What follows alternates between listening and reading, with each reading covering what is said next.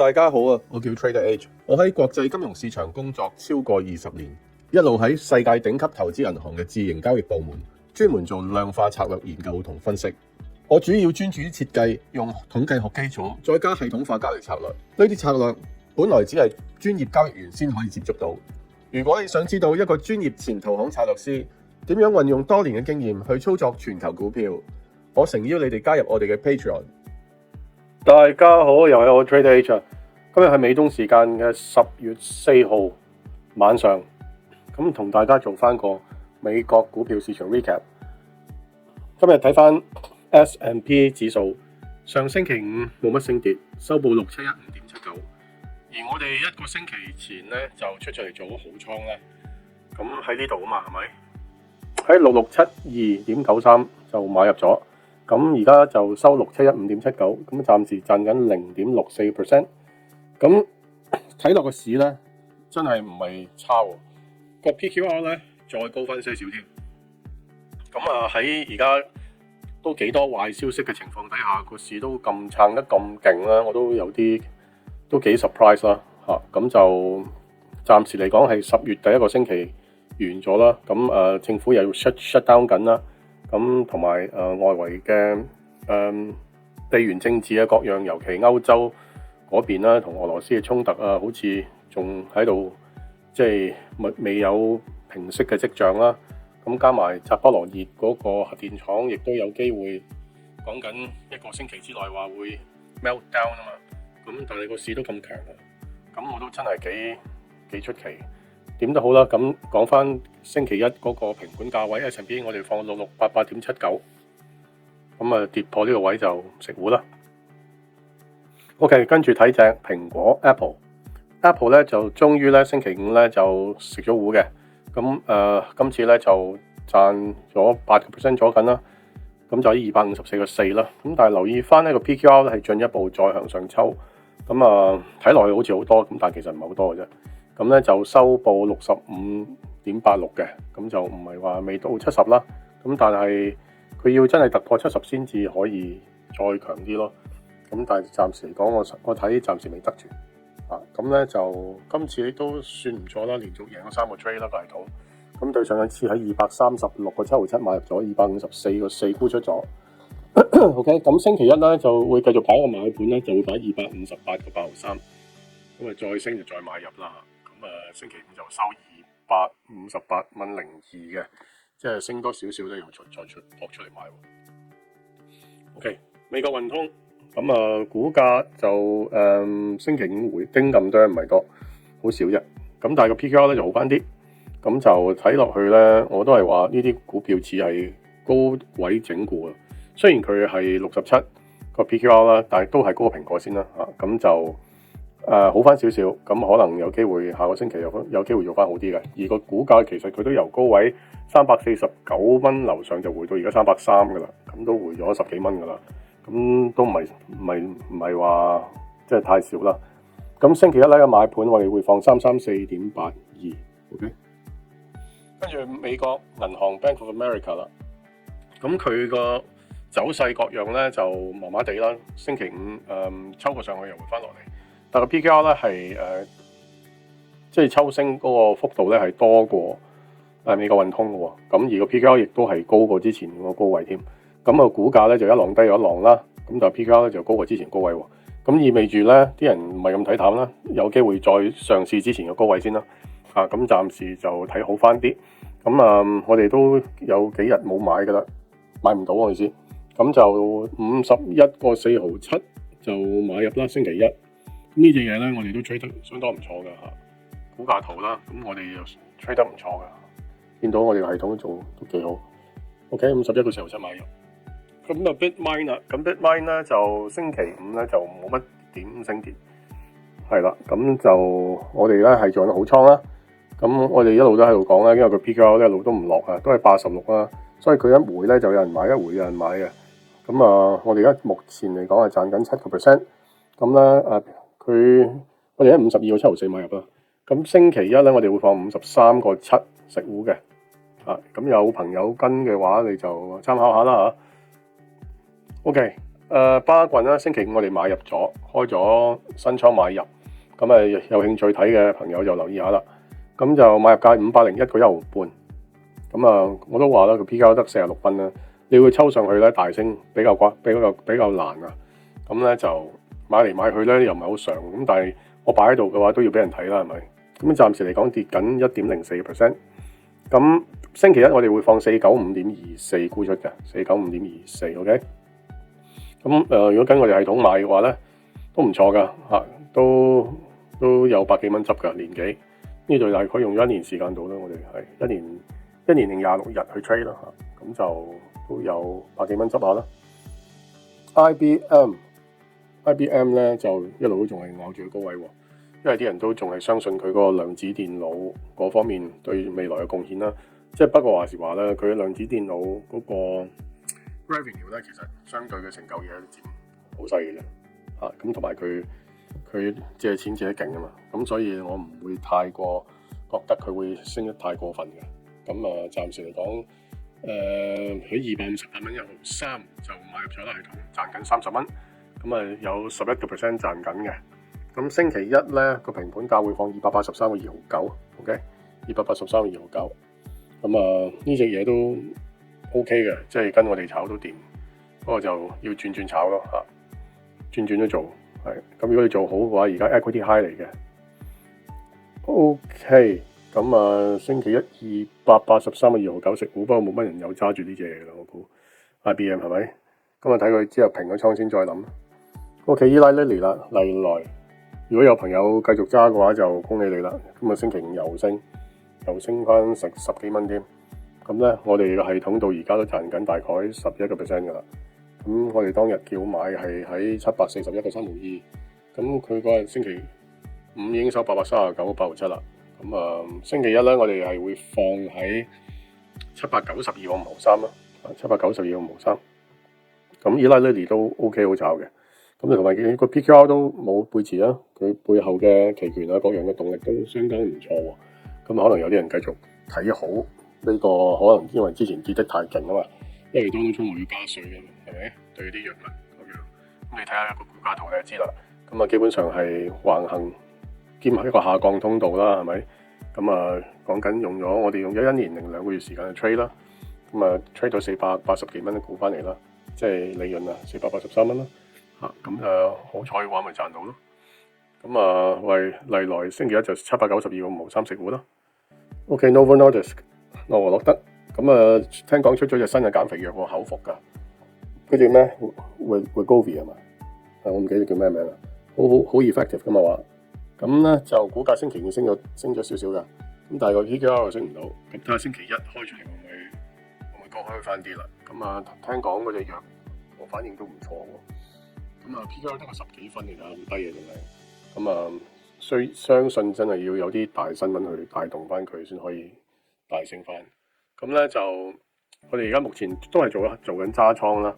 咁價位喺56.7毫4嘅買入㗎嘛。咁佢而家收59.3嘅啦。咁賺緊3.52%。星期一咧就擺57.4毫9沽出啦。咁應該都有朋友買到嘅呢隻嘢，因為呢隻嘢都幾 popular 啦，係咪？咁如果你跟我哋做 trade 咧，淨係做好啊，睇好嗰邊算，都做得唔錯啦，都有40幾蚊嘅股執下啦，係咪？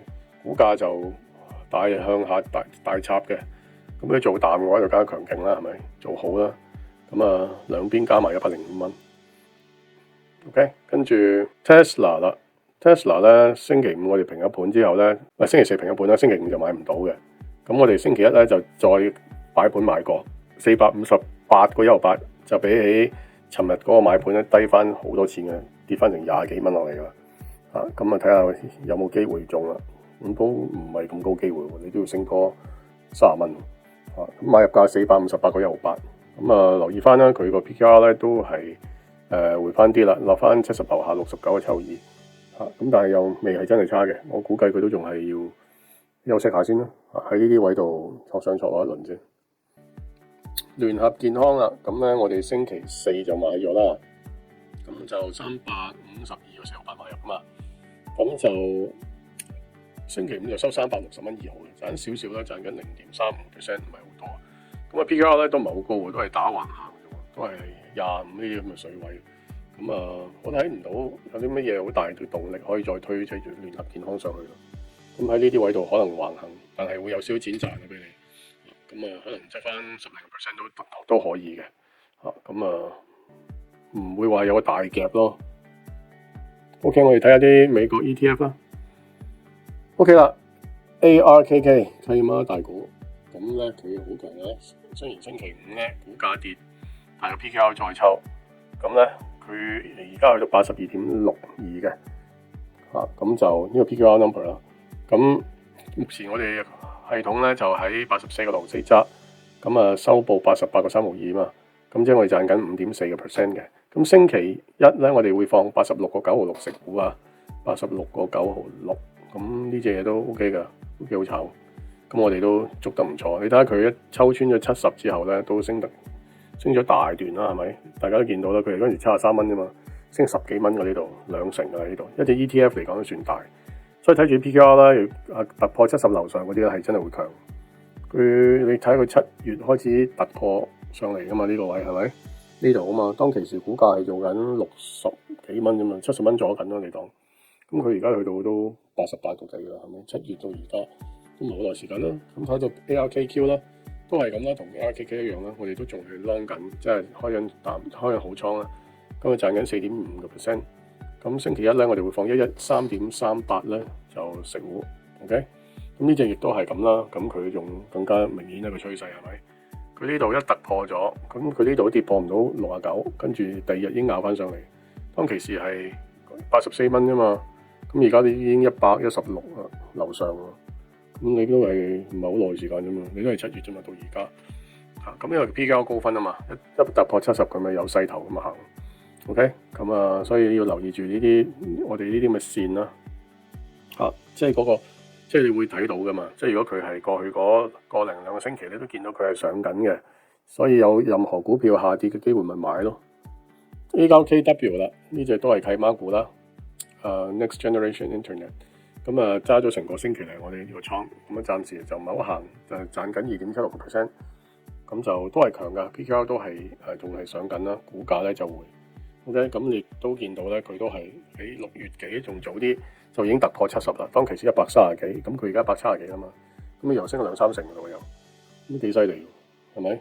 咁星期一咧有174.3毫6係食糊啦。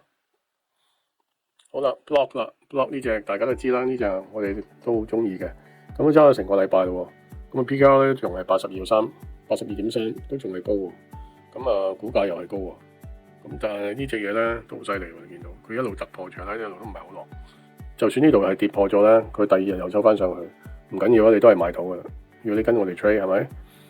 咁當其時咩價位我唔記得添。呢度咯嚇，喺51蚊度啫嘛。咁而家都講緊呢隻嘢都去到幾多？60-70蚊啦已經，係都執廿倍嘅，真係勁。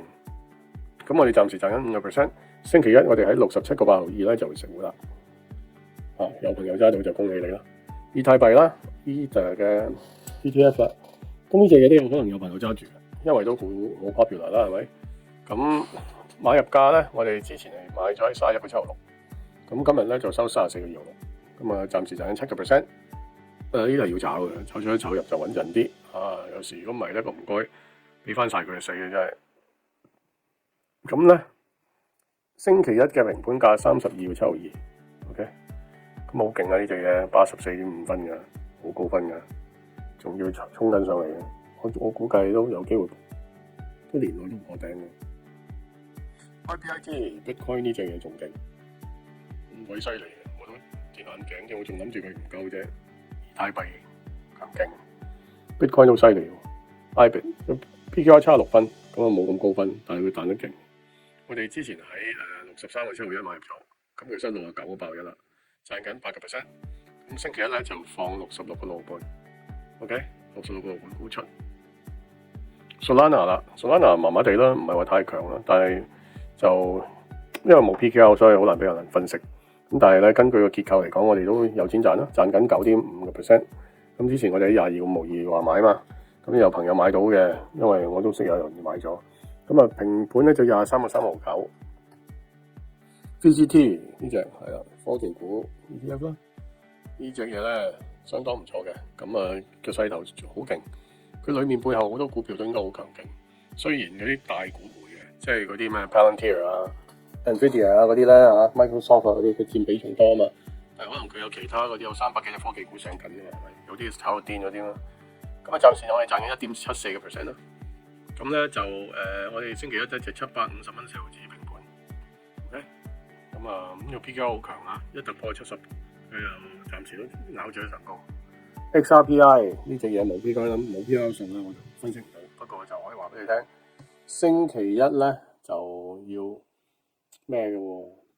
平倉價我哋喺17.84，17.84平倉，仲要反手做淡添。